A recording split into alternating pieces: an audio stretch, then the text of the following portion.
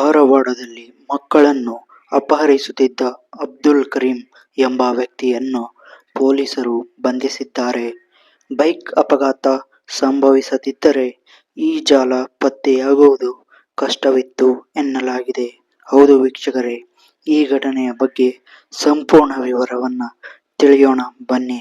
ಈ ಪ್ರಕರಣದ ಹಿನ್ನೆಲೆ: ಧಾರವಾಡದ ಕಮಲಾಪುರ ಬಡಾವಣೆಯ ಸರ್ಕಾರಿ ಪ್ರಾಥಮಿಕ ಶಾಲೆಯಲ್ಲಿ 3ನೇ ತರಗತಿ ಓದುತ್ತಿದ್ದ ಲಕ್ಷ್ಮೀ ಕರಿಯಪ್ಪನವರ್ ಮತ್ತು ಅನ್ವರ್ ದೊಡ್ಮನಿ ಎಂಬ ಇಬ್ಬರು ಮಕ್ಕಳನ್ನು ಜನವರಿ 12ರ ಸೋಮವಾರದಂದು ಅಪಹರಿಸಲಾಗಿತ್ತು. ಮಧ್ಯಾಹ್ನ ಶಾಲೆಯಲ್ಲಿ ಬಿಸಿಯೂಟ ಸೇವಿಸಿ ಹೊರಬಂದ ಮಕ್ಕಳ ಆರೋಪಿಯು ನಿಮ್ಮ ತಂದೆ-ತಾಯಿ ಕರೆಯುತ್ತಿದ್ದಾರೆ ಎಂದು ನಂಬಿಸಿ ತನ್ನ ಬೈಕ್ ಮೇಲೆ ಕೂರಿಸಿಕೊಂಡು ಪರಾರಿಯಾಗಿದ್ದನು. ಪೊಲೀಸರು ಈ ಅಪಹರಣಕಾರನನ್ನ ಬಂಧನ ಮಾಡಿದ್ದಾರೆ ಹಾಗೂ ಮಕ್ಕಳನ್ನ ರಕ್ಷಣೆ ಮಾಡಿದ್ದಾರೆ. ಹೌದು, ಬಂಧಿತ ಆರೋಪಿಯನ್ನು ಧಾರವಾಡದ ಆಸ್ಮಿ ನಗರದ ನಿವಾಸಿ ಅಬ್ದುಲ್ ಕರೀಂ ಮೇಸ್ತ್ರಿ ಎಂದು 49 ವರ್ಷ ಎಂದು ಗುರುತಿಸಲಾಗಿದೆ. ಈ ಆರೋಪಿಯು ಮಕ್ಕಳನ್ನು ಬೈಕ್ನಲ್ಲಿ ಕೂರಿಸಿಕೊಂಡು ಅತಿ ವೇಗವಾಗಿ ಉತ್ತರ ಕನ್ನಡ ಜಿಲ್ಲೆಯ ದಾಂಡೇಲಿ ಅಥವಾ ಜೋಯಿಡಾ ಮಾರ್ಗವಾಗಿ ತೆರಳುತ್ತಿದ್ದನು. ಈ ವೇಳೆ ನಿಯಂತ್ರಣ ತಪ್ಪಿದ ಬೈಕ್ ರಸ್ತೆ ಬದಿಯ ಗುಂಡಿಗೆ ಬಿದ್ದು ಅಪಘಾತಕ್ಕೀಡಾಗಿದೆ. ಅಪಘಾತದ ಸುದ್ದಿ ತಿಳಿದು ಸ್ಥಳಕ್ಕೆ ಧಾವಿಸಿದ ದಾಂಡೇಲಿ ಪೊಲೀಸರು ವ್ಯಕ್ತಿಯನ್ನು ವಿಚಾರಿಸಿದಾಗ ಆತ ಧಾರವಾಡದವನು ಎಂಬುದು ತಿಳಿದುಬಂದಿದೆ.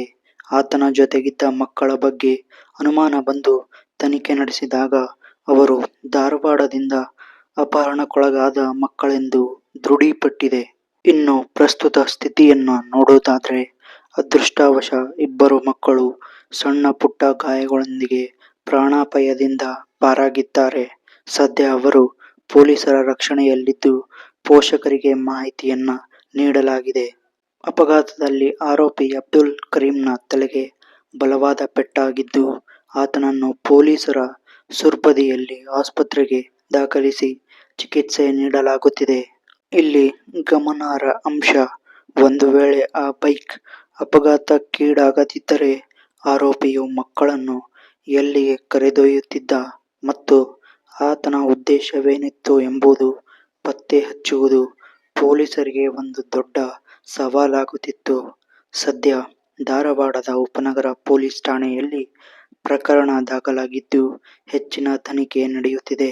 ಪೋಷಕರೇ ಚಿಕ್ಕ ಮಕ್ಕಳ ಮೇಲೆ ತುಂಬಾನೇ ಗಮನ ಇಡಬೇಕಾಗುತ್ತದೆ ಹಾಗೂ ಶಾಲೆಗೆ ಕಳುಹಿಸಿದಾಗ ಆ ಶಾಲೆಯಲ್ಲಿರುವ ಸಿಬ್ಬಂದಿ ಅಥವಾ ಶಾಲೆಗೆ ಸಂಬಂಧಪಟ್ಟ ಯಾರೇ ಆದರೂ ಚಿಕ್ಕ ಮಕ್ಕಳನ್ನ ನೋಡಿಕೊಳ್ಳುವುದು ತುಂಬಾನೇ ಒಂದು ದೊಡ್ಡ ಜವಾಬ್ದಾರಿಯ ಕೆಲಸವಾಗಿದೆ.